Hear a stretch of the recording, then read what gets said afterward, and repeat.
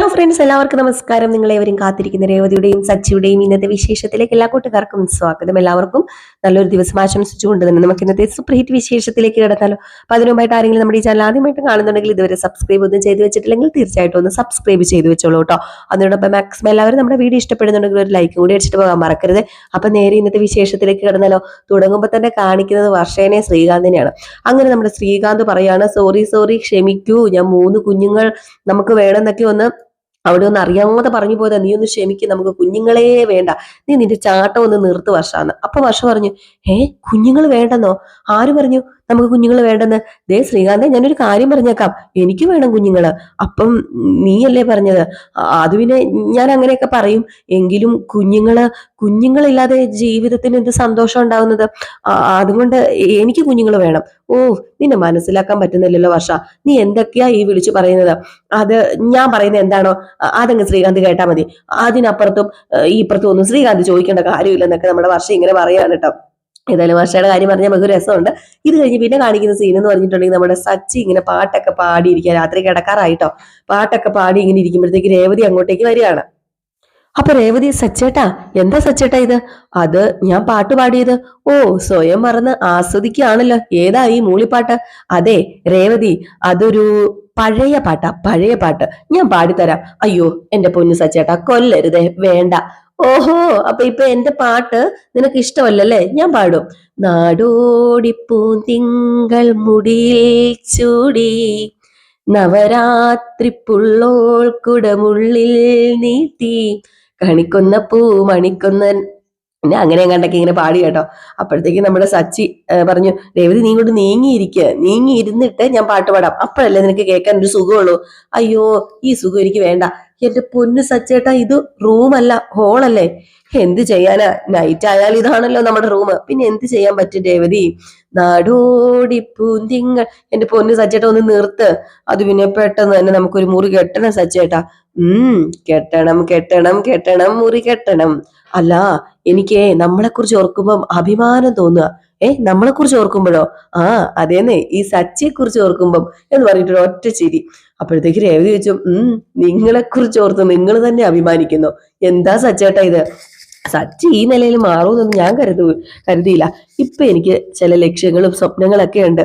നീ വന്നതോടുകൂടിയാ ഞാൻ ഇങ്ങനെയൊക്കെ മാറിയത് കേട്ടോ രേവതി.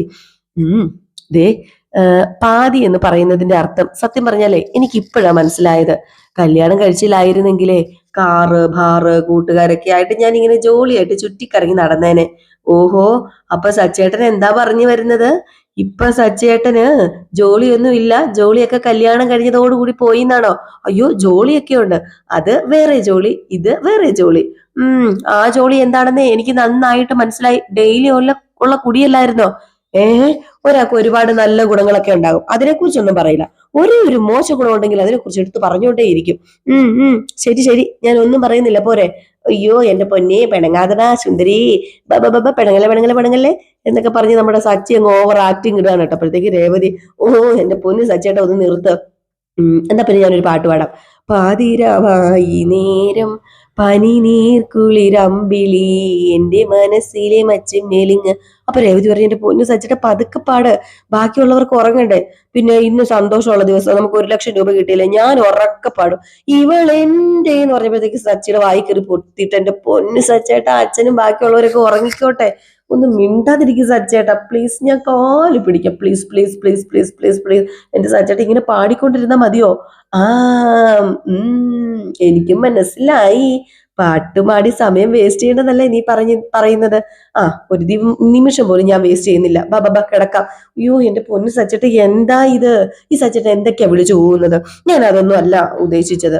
പിന്നെ നീ എന്താ ഉദ്ദേശിച്ചത്? 1,00,000 രൂപ നമുക്ക് കിട്ടിയില്ലേ സച്ചേട്ടാ? അതെന്ത് വേണം എന്നതിനെ കുറിച്ച് നമ്മൾ അങ്ങോട്ടും ഇങ്ങോട്ടും സംസാരിച്ചോ, പ്ലാൻ ചെയ്തോ? അതൊന്ന് പ്ലാൻ ചെയ്യണ്ടേ? അത് അച്ഛൻ പറഞ്ഞല്ലോ റൂം കെട്ടാൻ തുടങ്ങിക്കോളാന്. ഓ സച്ചേട്ടാ, റൂം കെട്ടാൻ ചുരുങ്ങിയത് ഒരു 6-7 ലക്ഷം രൂപയെങ്കിലും വേണം. ഈ 1,00,000 രൂപ കൊണ്ട് തുടങ്ങിയാലേ പാതി വഴി വെച്ച് നിർത്തേണ്ട വരില്ലേ? അപ്പൊ പിന്നെ എങ്ങനെ ശരിയാകും? മുഴുവൻ കാശും കയ്യിൽ വന്നതിന് ശേഷം തുടങ്ങിയാൽ മതി. നീ പറഞ്ഞത് ശരിയാ രേവതി, മുഴുവൻ കാശ് കിട്ടിയതിന് ശേഷം തുടങ്ങാല്ലേ. എന്നാ പിന്നെ നമുക്ക് അച്ഛനോട് കാര്യം പറയാം. അച്ഛനോട് കാര്യമൊക്കെ പറയാം. പിന്നെ സച്ചേട്ടാ, ഈ ക്യാഷ് നമുക്ക് ബാങ്കിൽ തന്നെ ഇട്ടാ മതി, ഇപ്പൊ എടുക്കണ്ട. ആ ക്യാഷ് നമുക്ക് അനക്കണ്ട. ആ എന്തായാലും ക്യാഷ് സംഘടിപ്പിച്ചാല് പെട്ടെന്ന് തന്നെ റൂം കെട്ടണം. ഇപ്പൊ എന്റെ മനസ്സിൽ ഒരേ ഒരു സ്വപ്നം ഉണ്ടല്ലോ, അത് മാത്ര നടക്കും സച്ചേട്ടൻ, നടക്കും. അതെ രേവതി, അന്ന് ഞാന് ഇവിടെ ഒരു ഉഗ്രൻ ഫംഗ്ഷൻ വെക്കും, പാട്ടും ഡാൻസും ഒക്കെ ആയിട്ട്. അതെ, നമ്മള് വീടല്ല വെക്കുന്നേ, നമ്മൾ ചെറിയൊരു റൂമാ വെക്കുന്നത്. എന്തായാലും ഫംഗ്ഷൻ ഉണ്ടാവും, അത് ഉറപ്പാ. എനിക്ക് ഫംഗ്ഷൻ നടത്തണം. പാതിരവായി നേരം പനിനീർക്കുളിരമ്പിളി എന്റെ മനസ്സിലെ മച്ചുമേലി നീ ഉറങ്ങാതുലയുന്നു നീ. എന്റെ പൊന്നു സച്ചേട്ടാ, ഒന്ന് നിർത്ത് സച്ചേട്ടാ, പാട്ടൊന്നും വേണ്ട. സച്ചിയാണെ പാട്ട് പാടി സത്യം പറഞ്ഞ് ഇന്നത്തെ എപ്പിസോഡ് കുളവാക്കുന്നുണ്ട് കേട്ടോ. ഈ സമയത്താണ് ഈ പാട്ട് കേട്ടിട്ട് മേളിൽ നമ്മുടെ ചന്ദ്രമതി വന്ന് നോക്കുന്നത്. അപ്പോഴത്തേക്കും രേവതി കണ്ടു. രേവതി പറഞ്ഞു, സച്ചേട്ടാ ദേ നോക്കിക്കേ. അപ്പോഴത്തേക്കും ദേ നിൽക്കുന്നു ചന്ദ്രമതി. അപ്പൊ നമ്മുടെ സച്ചു പറഞ്ഞു, ആരും കണ്ടോട്ടെ, ആരും കേട്ടോട്ടെ, ആർക്കും കാണാം, ആർക്കും കേൾക്കാം എന്ന് പറഞ്ഞിട്ട് വീണ്ടും നമ്മുടെ ചന്ദ്ര കാണാൻ വേണ്ടി നമ്മുടെ രേവതിനെ അങ്ങ് പിടിച്ചിട്ട് വീണ്ടും അടിപൊളി പാട്ടൊക്കെ അങ്ങ് പാടുകയാണ് കേട്ടോ.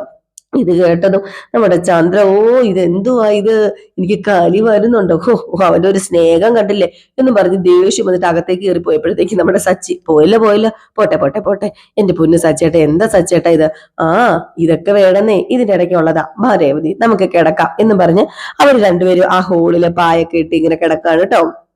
ഈ സമയത്ത് നമ്മുടെ സച്ചി പറഞ്ഞു, എന്നാ പിന്നെ നീ ഉറങ്ങിക്കോ. ഇല്ല സച്ചേട്ടാ, ഞാൻ മനസ്സ് നിറഞ്ഞുറങ്ങണമെങ്കിലേ അത് നമ്മൾ കെട്ടുന്ന ആ ഒരു മുറിയിൽ കിടന്ന് ഉറങ്ങിയാലേ ഇനി ഒരു സമാധാനവും ഉറക്കം കിട്ടത്തുള്ളൂ. പക്ഷെ കാത്തിരിക്കാൻ ഞാൻ തയ്യാറാ, എത്ര വേണമെങ്കിലും ഞാൻ കാത്തിരിക്കാം.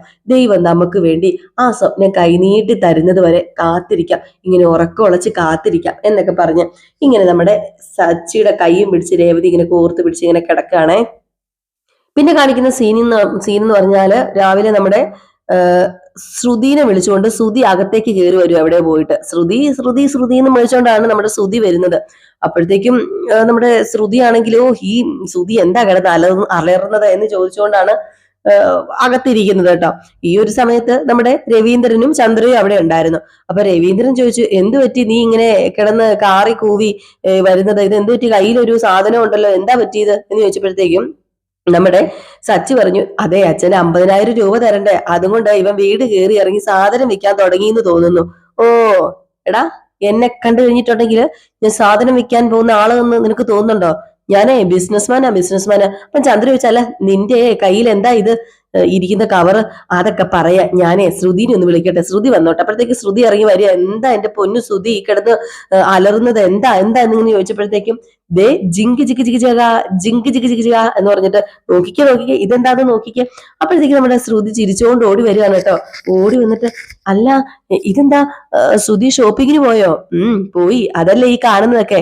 എന്നോട് പറയായിരുന്നെങ്കിൽ ഞാനും കൂടെ വരത്തില്ലായിരുന്നു ശ്രുതി, നിനക്കൊരു സർപ്രൈസ് ആകട്ടെ എന്ന് കരുതി, അതാ ഞാൻ ഷോപ്പിങ്ങിന് പോയത്.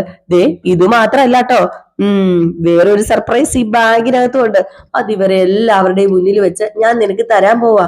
അതെ, എന്താ എനിക്ക് മേടിച്ചോണ്ട് വന്നത് ശ്രുതി? അതൊക്കെ ഉണ്ട്, ഇപ്പൊ കാണിച്ചു തരാം, വെയിറ്റ് ചെയ്യടി കൊച്ചു കള്ളി, സൂപ്പർ സർപ്രൈസാ എന്നൊക്കെ പറഞ്ഞ ബാഗ് തുറക്കാണ്. ആ ബാഗ് തുറന്ന് ആ ബാഗിനകത്തുനിന്ന് എന്തോ ഒരു ചെറിയൊരു കവർ എടുത്തിട്ട് ആ കവറും തുറക്കുകയാണ് കേട്ടോ. അപ്പോഴത്തേക്ക് തുറന്നു കഴിഞ്ഞപ്പോഴത്തേക്ക് നമ്മുടെ ശ്രുതി പറഞ്ഞു, വേണ്ട നീ തന്നെ തുറക്ക് എന്ന് പറഞ്ഞ് ശ്രുതിയുടെ കയ്യിലേക്ക് കൊടുക്കാണ് കേട്ടോ. അങ്ങനെ തുറന്നു നോക്കിയത് ഒരു അടിപൊളി നെക്ലേസ്. ഈ നെക്ലേസ് കണ്ടത് ഞെട്ടിപ്പോയി നമ്മുടെ ശ്രുതി. ഇതെന്താ നെക്ലേസോ, ഇതെവിടെ നിന്ന് കിട്ടി? അതെ ഇത് നെക്ലേസ് തന്നെയാ. ഇത് കൊള്ളാമോ, ഇഷ്ടപ്പെട്ടോ? അയ്യോ എനിക്ക് ഒത്തിരി ഇഷ്ടപ്പെട്ടു. അത് എന്ത് ചോദ്യം ശ്രുതി ചോദിക്കുന്നത്, ഇഷ്ടപ്പെട്ടോന്നോ? അതെ, ഇതെന്തിനാ ഇപ്പം മേടിച്ചത്? അത് പിന്നെ ചുമ്മാ എന്റെ ഒരു സന്തോഷത്തിന്, നിന്റെ ഒരു സന്തോഷത്തിന് വേണ്ടിയാ മേടിച്ചത്. ഏതായാലും അടിപൊളിയാ, കൊള്ളാട്ടോ. ഈ ഭാര്യയുടെ സന്തോഷം കാണാൻ ആഗ്രഹിക്കുന്ന ഭർത്താവേ അവക്ക് ഇടയ്ക്കിടയ്ക്ക് സമ്മാനം മേടിച്ചു കൊടുക്കും. പിന്നെ ഞാൻ വളർന്നുകൊണ്ടിരിക്കുന്ന ഒരു ബിസിനസ്മാൻ ആയതുകൊണ്ട് ഈ നെക്ലേസ് നിനക്ക് സമ്മാനമായിട്ട് തരുന്നു. ഇരുന്നോട്ടേന്നേ, നിനക്ക് ഈ സമ്മാനമായിട്ട് ഈ ഒരു നെക്ലേസ് അല്ല, ഞാൻ 1 കോടി നെക്ലേസ് മേടിക്കും.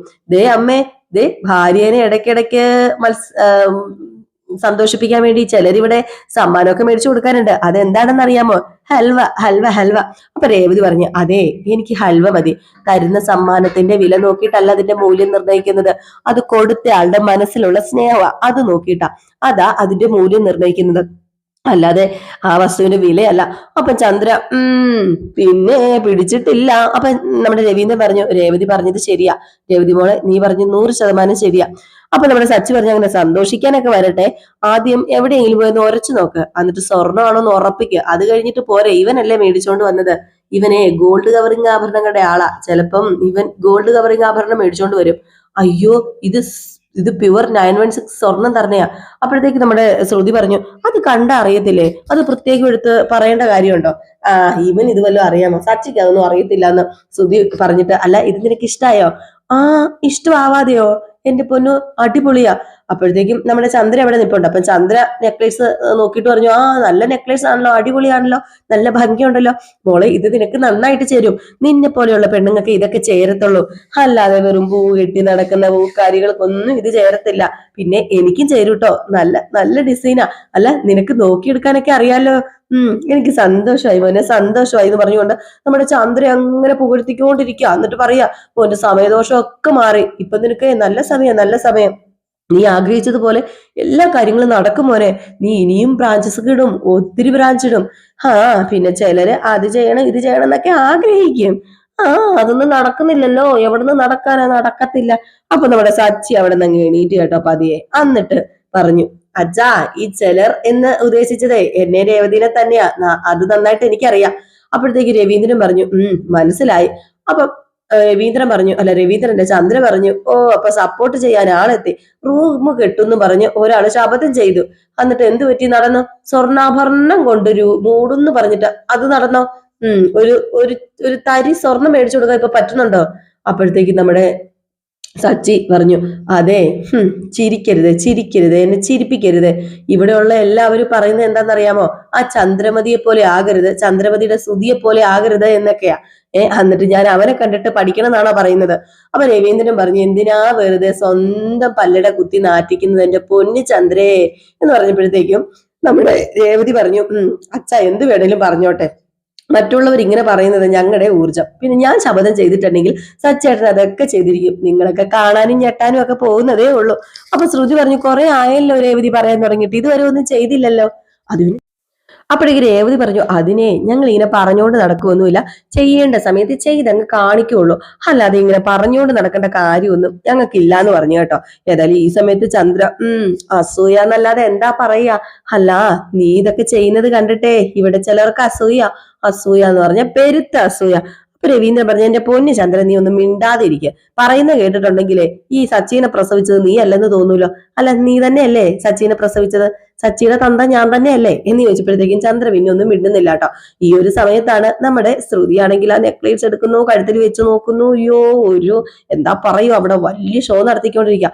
അപ്പൊ നമ്മുടെ ചന്ദ്ര ചോദിച്ചു, അല്ല മോനെ, നീ എനിക്കെന്താ മേടിച്ചത്? നീ എനിക്കൊന്നും മേടിച്ചോണ്ട് വന്നില്ലേ? അമ്മയ്ക്ക് മേടിക്കാതെ വരാനോ? അമ്മയ്ക്ക് മേടിക്കാതെ ഞാന് ശ്രുതിക്ക് മാത്രം മേടിക്കുന്ന അമ്മയ്ക്ക് തോന്നുന്നുണ്ടോ? അമ്മേന്റെ പൊന്നാര അമ്മയല്ലേ, അമ്മയ്ക്ക് ഞാൻ മേടിച്ചിട്ടുണ്ട് അടിപൊളി സർപ്രൈസ്. ഏതായാലും അങ്ങനെ ആ കവറിലിരുന്ന സാധനം എടുത്ത് കൊടുക്കുക. ഒരു സാരിയാണ് കേട്ടോ. അത് കണ്ടതും, അയ്യോ, ഇത് അടിപൊളിയാണല്ലോ, സൂപ്പർ ആയിട്ടുണ്ടല്ലോ, ഇത് നല്ല സോഫ്റ്റ് സിൽക്ക് ആണല്ലോ, സൂപ്പർ കളറുവാ. അമ്മേ, ഈ സാരിക്ക് ഏകദേശം എത്ര രൂപ വരും? അമ്മയൊന്ന് ഊഹിച്ചു പറഞ്ഞേ. അച്ഛനും ഊഹിക്കാട്ടോ, അമ്മയ്ക്ക് മാത്രമല്ല. അപ്പോഴത്തേക്ക് നമ്മുടെ രവീന്ദ്രൻ പറഞ്ഞു, പിന്നെ ഞാനിവിടെ പണിയില്ലാണ്ടിരിക്കുമല്ലോ ഊഹിക്കാൻ. അപ്പോഴത്തേക്ക് ചന്ദ്ര പറഞ്ഞു, അയാളോട് പോകാൻ പറ. അതെ, 20,000 രൂപ അല്ലേ? 20,000 രൂപ, കറക്റ്റ് തന്നെ. അപ്പോഴത്തേക്ക് രവീന്ദ്രൻ ചോദിച്ചു, 20,000 രൂപയുടെ സാരിയോ? അയ്യോ, അതെന്തിനാ മേടിച്ചത്? അത് പിന്നെ അമ്മയ്ക്ക് 20,000 രൂപയുടെ സാരിയൊക്കെ വേണം. ഇതൊക്കെ ഞാൻ കല്യാണത്തിന് മുമ്പ് ഇട്ടിട്ടുണ്ട് മോനെ. അത് കൊള്ളാട്ടോ. അപ്പോഴത്തേക്ക് നമ്മുടെ ശ്രുതി ചോദിച്ചു, അല്ല, ഈ കറക്റ്റ് ആയിട്ട് 20,000 രൂപ എന്നെങ്ങനെയാ ആന്റി അറിഞ്ഞത്? അതൊക്കെ എനിക്കറിയാം, ഈ കല്യാണത്തിന് മുമ്പേ പണ്ടൊക്കെ എനിക്ക് ഇത്രയും വിലയുടെ സാരിയൊക്കെ ഉണ്ടായിരുന്നു. എനിക്കറിയാം വിലയുടെ സാരി കാണുമ്പോഴത്തേക്കും. ഇത് അടിപൊളി സാരി അല്ലേ? അല്ലെങ്കിൽ എന്റെ മോൻ മേടിച്ച സാരി അല്ലേ? അവനൊന്നിനും ഒരു കുറവും വരത്തില്ല, അത് എനിക്കറിയാം. അപ്പോഴത്തേക്ക് നമ്മുടെ സച്ചി പറഞ്ഞു, അല്ല, നീ നിന്റെ അമ്മയ്ക്ക് മേടിച്ചു, നിന്റെ അച്ഛനൊന്നും മേടിച്ചില്ല പഠിപ്പിച്ച് വലുതാക്കിയ? അതൊക്കെ ഞാൻ മേടിച്ചിട്ടുണ്ട്. അപ്പോഴത്തേക്ക് രേവതി പറഞ്ഞു, അമ്മയ്ക്ക് 20,000 രൂപയുടെ സാരി ആണെങ്കിൽ അച്ഛന് ഒരു 30,000 രൂപയുടെ മുണ്ടും ഷർട്ടും ആയിരിക്കും അല്ലേ? അപ്പോഴത്തേക്ക് നമ്മുടെ രവീന്ദ്രൻ പറഞ്ഞു, എനിക്ക് 20,000 ആണെങ്കിലും 30,000 ആണെങ്കിലും സാരമില്ല, ഒരു കുഴപ്പമില്ല എന്ന് പറഞ്ഞു. ഏതായാലും സൂര്യ അപ്പോഴത്തേക്കും അടുത്തൊരു സാധനം എടുക്കാണ് കേട്ടോ. അതൊരു ചെറിയൊരു ഗോൾഡാന്ന് തോന്നുന്നേ, ഒരു ബോക്സിനകത്താ. അപ്പോഴത്തേക്കും നമ്മുടെ രേവതി ചോദിച്ചു, വാച്ചാണോ ഇത്? അപ്പം ചന്ദ്ര പറഞ്ഞു, പിന്നെ റിട്ടയർഡ് ആയിട്ടിരിക്കുന്ന ഇങ്ങേർക്ക് എന്തിനാ വാച്ച്? സമയം അറിയാം, ഫോണിലോ ക്ലോക്കിലോ നോക്കിയാൽ പോരെ, ഈ പുതിയ വാച്ചൊക്കെ കിട്ടിയിട്ട് എവിടെ പോകാനാ? അപ്പോഴത്തേക്ക് രവീന്ദ്രൻ പറഞ്ഞു, അല്ലേലും ശരിയാണല്ലോ, വീട്ടില് നിൽക്കുന്നത് എനിക്ക് എന്തിനാ വാച്ച്? അതിന്റെ ആവശ്യമില്ലെന്ന് പറഞ്ഞപ്പോഴത്തേക്ക് അയ്യോ ഇത് അച്ഛന് വേണ്ടിയല്ല, ഇത് വാച്ച് തന്നെയാണ് ശരിയാ, പക്ഷെ ഇത് എനിക്ക് വേണ്ടി മേടിച്ചതാ. അപ്പൊ സച്ചി ചോദിച്ചു, നിനക്കോ? അതെ, ഒരു ബിസിനസ്മാൻ ഏറ്റവും വലുത് സമയമാണ്, അതുകൊണ്ടാണ് ഞാൻ ഈ കോസ്റ്റ്ലി വാച്ച് തന്നെ മേടിച്ചത് എന്നിങ്ങനെ പറഞ്ഞിട്ട് ആ വാച്ച് ഇങ്ങനെ കാണിക്കാനിട്ടോ നമ്മുടെ ചന്ദ്രനെ. അമ്മ ഈ വാച്ച് എങ്ങനെയുണ്ടെന്ന് നോക്കാൻ പറഞ്ഞു. ചന്ദ്ര പറഞ്ഞു, അയ്യോ അടിപൊളി വാച്ചല്ലേ. അപ്പൊ നമ്മുടെ സുധി ചോദിച്ചു, അല്ല ഇതിന് ഏകദേശം എത്ര രൂപ വരും, ഒന്ന് ഊഹിച്ച് പറഞ്ഞേ. ഇതിന് ഇതിന് ഇതിന് ഏകദേശം എന്ന് പറഞ്ഞ് സച്ചി പറഞ്ഞു 500 രൂപയായിരിക്കും എന്ന് പറഞ്ഞപ്പോഴത്തേക്ക്, പിന്നെ അതൊക്കെ നീ മേടിക്കുന്നടാ, എന്റെ മോൻ മേടിക്കുന്നത് നല്ല വാച്ചായിരിക്കും, അത് എന്റെ മോന്റെ സ്റ്റാൻഡേർഡ് അനുസരിച്ചുള്ള വാച്ച്, അതുകൊണ്ട് ഇതിനൊരു 2000 രൂപ വരും. അപ്പോഴത്തേക്കും നമ്മുടെ സുധി അത് മേടിച്ചിട്ട് 2000 രൂപയോ? അമ്മേ ഇതിന്റെ റേറ്റ് ഉണ്ടല്ലോ 51,000 51,000 രൂപ. 51,000 രൂപയുടെ വാച്ചോ? അയ്യോ അത് കൊള്ളാലോ, അത് കാണിച്ചേ എന്നും പറഞ്ഞിട്ട് ആ വാച്ച് ഇങ്ങനെയൊക്കെ നോക്കുകയാണ് കേട്ടോ. അപ്പോഴത്തേക്ക് നമ്മുടെ സച്ചു പറഞ്ഞു, ഇതേ അവന് തലയ്ക്ക് വെളിവില്ലാതെ ആയിന്നാ തോന്നുന്നത്, പൈസ എല്ലാം കൂടെ ചെലവാക്കിയിട്ട് വന്നിട്ടുണ്ട്. 500 രൂപയുടെ വാച്ചാ എന്റെ കയ്യിൽ കിടക്കുന്നത്. ഇതിലുള്ളതൊക്കെ തന്നെ അതിലും ഉള്ളത്, പിന്നെ എന്തിനീ 51,000 രൂപയുടെ വാച്ചൊക്കെ മേടിച്ച് ഇവൻ കയ്യിലിട്ടോണ്ട് നടക്കുന്നത്? ഇതത്രയ്ക്ക് ശരിയൊന്നും അല്ല. അപ്പോഴത്തേക്ക് നമ്മുടെ ശ്രുതിക്കും അതുപോലെ തന്നെ നമ്മുടെ ചന്ദ്രയ്ക്കും ഒക്കെ തോന്നുന്നുണ്ട് ഇത് ഇച്ചിരി ഓവറാണ്, പക്ഷെ പറയാൻ പറ്റില്ലല്ലോ. അപ്പൊ നമ്മുടെ രേവതി പറഞ്ഞു, അത് പിന്നെ സ്വർണത്തിന്റെ സൂചി ആയിരിക്കും, അതായിരിക്കും ഇത്രയും വില. പറഞ്ഞു, സ്വർണത്തിന്റെ സൂചി ആയിട്ടൊന്നുമല്ല, ഇത് കമ്പനി വാച്ചാണ്. ഇതിന് തൊട്ടു മുകളിലുള്ള മോഡലിന് 2 ലക്ഷം രൂപ വരും. അതും ഞാൻ പതുക്കെ മേടിക്കും, നോക്കിക്കോ. ഈ ഈ സുധി ഇങ്ങനെയൊക്കെ വേണം നടക്കാനായിട്ട്. കാരണം എന്താണെന്നറിയാമോ, ചിലര് വാച്ച് നോക്കിയിട്ടാ നമ്മൾ റേഞ്ച് അളക്കുന്നത്. അപ്പൊ സച്ചി പറഞ്ഞു, വാച്ച് നോക്കിയിട്ട് റേഞ്ച് അളക്കുന്നു? വാച്ച് നോക്കിയിട്ട് സാധാരണ സമയമല്ലേ പറയുന്നത്? നിനക്ക് എന്തറിയാടാ, നിനക്ക് എന്തറിയാം, ഞാൻ ബിസിനസ്മാനാ, എന്റെ ലൈഫ് സ്റ്റൈല് വേറെയാ. എന്റെ പൊന്നടാ, നമ്മുടെ നാട്ടിലെ കോടീശ്വരന്മാര് ഇടുന്ന സാധനമൊക്കെ ഉണ്ടല്ലോ, വെറും ചന്തയിൽ കിട്ടുന്ന ഐറ്റംസാ. എന്നിട്ടാണ് അപ്പോഴത്തേക്ക് നമ്മുടെ ചന്ദ്ര പറഞ്ഞു, ഇതൊക്കെ അസൂയ, ഈ നാട്ടിലെ ഏറ്റവും സമ്പന്നൻ എന്റെ മകനായിരിക്കും കുറച്ച് കഴിയുമ്പം. അതിന്റെ തുടക്കമായത്. ആയിക്കോട്ടെ, അങ്ങനെ ആയിക്കോട്ടെ. അല്ല നീ അച്ഛൻ എന്താ മേടിച്ചത്, അതെവിടെ എന്ന് ചോദിക്കുകയാണ്. അപ്പൊ പറഞ്ഞു, ഒരു മിനിറ്റ് ഇപ്പൊ കാണിക്കാമേ എന്ന് പറഞ്ഞ് നമ്മുടെ രവീന്ദ്രന് മേടിച്ച സാധനം രവീന്ദ്രൻ അങ്ങ് കൊടുക്കുക കേട്ടോ. അതും ഒരു ചെറിയൊരു കവറിനകത്താണേ. അങ്ങനെ കവറിൽ നിന്ന് ഒരു ചെറിയൊരു ടർക്കി ഒരു തോർത്ത് എടുക്കുകയാണ് കേട്ടോ. എന്നിട്ട് പറയാ, സർപ്രൈസ്, ഇന്ന് മുതൽ എന്റെ അച്ഛനെ കുളിച്ച് തോർത്താൻ ഒരു തോർത്ത്. എങ്ങനെയുണ്ട്? അതും എന്റെ അച്ഛന് ഇഷ്ടപ്പെട്ട കളർ തന്നെ. അച്ഛ എങ്ങനെയുണ്ട്, കൊള്ളാമോ, സൂപ്പറാണോ? ഇത് കണ്ടത് നമ്മുടെ രവീന്ദ്രൻ അങ്ങ് എന്തോ പോലെ ആയി പോയിട്ടോ. അങ്ങ് വല്ലാണ്ടായി പോയി രവീന്ദ്രൻ. കാരണം ഇതൊരു ഇതല്ലേ നമ്മുടെ സ്തുതി ചെയ്ത്. സത്യം പറഞ്ഞാൽ മന്ദബുദ്ധിയാണോ മനഃപൂർവ്വമാണോ ഇതൊക്കെ ചെയ്യുന്നതെന്ന് അറിയത്തില്ല, ആ ഒരവസ്ഥ. ഏതായാലും ഈ സമയത്ത് നമ്മുടെ സച്ചിക്കും ദേഷ്യം വന്നോട്ടോ ഇതൊക്കെ കണ്ടിട്ടെ. എങ്ങനെ ദേഷ്യം വരാതിരിക്കും, സ്വന്തം അച്ഛനെ അപമാനിക്കുന്നത് പോലെയല്ലേ. ഏതായാലും ഈ സമയത്ത് സുധിക്ക് ഒരു കൂസലുമില്ല. സുധി, നോക്കമ്മേ എന്ത് രസമുണ്ട്, നന്നായിട്ടുണ്ടല്ലേ എന്നും പറഞ്ഞിട്ട് അത് തോളത്തങ്ങ് ഇട്ട് കൊടുത്തിട്ട് നമ്മുടെ സുധി പറഞ്ഞു, നോക്ക് സച്ചി, നീ വാ പൊളിച്ച് നിൽക്കാതെ നോക്ക്. ഇനി തോർത്താനേ എന്റെ അച്ഛന് ഈ ടർക്കി ഉപയോഗിക്കത്തുള്ളൂ. ഇന്ന് മുതൽ ഈ ടർക്കിയും കൊണ്ടായിരിക്കും അച്ഛൻ തോർത്തുന്നത്. പിന്നെ അച്ഛൻ പുറത്തൊന്നും പോകുന്നില്ലോ, അതുകൊണ്ടാണ് ഞാൻ ഡ്രസ്സ് മേടിക്കാത്തത്. അച്ഛൻ എപ്പോഴും ഒരു തോർത്ത് വിട്ടുകൊണ്ട് ഇതിലെ കൂടെ നടക്കുമല്ലേ, അപ്പൊ തോർത്തല്ലേ അച്ഛൻ ഇഷ്ടം. അപ്പോഴത്തേക്ക് നമ്മുടെ രവീന്ദ്രൻ പറഞ്ഞു, ഈ തോർത്തിന് എത്ര വിലയാന്ന് ഞാൻ ഊഹിക്കുന്നുണ്ട് സുധി എന്ന് പറഞ്ഞു. ഈ സമയത്ത് സച്ചി പറഞ്ഞു, നിനക്ക് 51,000 രൂപയുടെ വാച്ച്, നിന്റെ കെട്ടിയൊക്കെ കോടികളുടെ വിലയുള്ള നെക്ലേസ്, അമ്മയ്ക്ക് 20,000 രൂപയുടെ സാരി, എന്റെ അച്ഛന് തോർത്തോ, നീ എന്റെ അച്ഛനെ നാണം കിടത്തുവാണോ? രവീന്ദ്രൻ പറഞ്ഞു, പോട്ടെടാ സച്ചി പോട്ടെ, അതൊന്നും കാര്യമാക്കണ്ട. പിന്നെ പണ്ട് മുതൽ എനിക്കൊരു സാധനം വരുമ്പം ആദ്യം നോക്കുക അതിന്റെ വിലയൊക്കെ തന്നെയാന്നേ. ഏറ്റവും കുറഞ്ഞ വിലയ്ക്കുള്ള സാധനങ്ങളാണ് ഞാൻ ഉപയോഗിക്കാറുള്ളത്. അതുപോലെ എന്റെ മകൻ ഇപ്പം ഏറ്റവും വില കുറഞ്ഞ സാധനങ്ങൾ തന്നെ എനിക്ക് മേടിച്ചുകൊണ്ട് തരുന്നു. അതിനിപ്പോ എന്താ, അവൻ എന്നെ കണ്ടല്ലേ വളർന്നത്. അതുപോലെ തന്നെ നമ്മുടെ രവീന്ദ്രൻ കഴിക്കുന്ന ഭക്ഷണത്തിന്റെയും ഇടുന്ന എല്ലാ കാര്യവും ഒക്കെ ഇങ്ങനെ പറയണ്ട. സത്യം പറഞ്ഞാൽ പാവം തോന്നും. മാത്രമല്ല നമ്മുടെ സുധിയെ പഠിപ്പിക്കാൻ വേണ്ടി ഒരുപാട് കഷ്ടപ്പെട്ട ഒരു മനുഷ്യനാണ് രവീന്ദ്രൻ. അതൊക്കെ ഇങ്ങനെ പറയുന്നുണ്ട് കേട്ടോ. കാരണം ആ ഒരു സമയത്ത് വയറിൽ തോർത്ത് കെട്ടി മുറുക്കി വിശപ്പടക്കി പിടിച്ച് ചെയ്തിട്ടുണ്ടെന്ന്, പൈസ ഉണ്ടാക്കിയിട്ടുണ്ടെന്നൊക്കെ പറയുന്നത് കേട്ടപ്പോഴത്തേക്കും, കാരണം നമ്മുടെ സുധിക്ക് ഫീസ് കൊടുക്കാനായിട്ട് നമുക്ക് സങ്കടം തോന്നുന്നുണ്ട്. അപ്പൊ ഇതൊക്കെയാട്ടോ കാണിക്കുന്നുണ്ട് ഇന്നത്തെ വിശേഷത്തിലെ ലാസ്റ്റ് സീൻ എന്ന് പറയുന്നത്. അപ്പൊ എല്ലാവരും കാത്തിരിക്കുക അടുത്ത വിശേഷത്തിനായിട്ട്. അടുത്ത വിശേഷവുമായിട്ട് വരുന്നവരെ എല്ലാവർക്കും ടാറ്റ ബൈ ബൈ. പിന്നെ റിയൽ സ്റ്റോറിക്കകത്ത് നമ്മുടെ അലീനയുടെ കഥ ഇട്ടിട്ടുണ്ട്. റിയൽ സ്റ്റോറി ന്യൂവിനകത്ത് അപ്കമിങ് വിശേഷങ്ങൾ ഇടുന്നുണ്ട് കേട്ടോ അലീനയുടെ. അപ്പൊ അതും ഒന്ന് പോയി നിങ്ങൾ കണ്ട് സപ്പോർട്ട് ചെയ്യണം. അപ്പൊ ടാറ്റ ബൈ ബൈ. ലൈക്ക് അടിക്കാൻ മറക്കരുത്, ബിസിനസിന്റെ കാര്യം മറക്കരുത്. നമ്മൾ ഓരോ ദിവസവും ഓരോരോ ഐറ്റംസ് കൊണ്ടുവരുന്നുണ്ട്. അതും ഇപ്പൊ നമ്മൾ കോഡ് സെറ്റും അതുപോലെ തന്നെ ഓപ്പൺ കുർത്തീസും ഒക്കെയാണ് കൊണ്ടുവരുന്നത്. ഇഷ്ടപ്പെടാണ് പർച്ചേസ് ചെയ്യണം കേട്ടോ.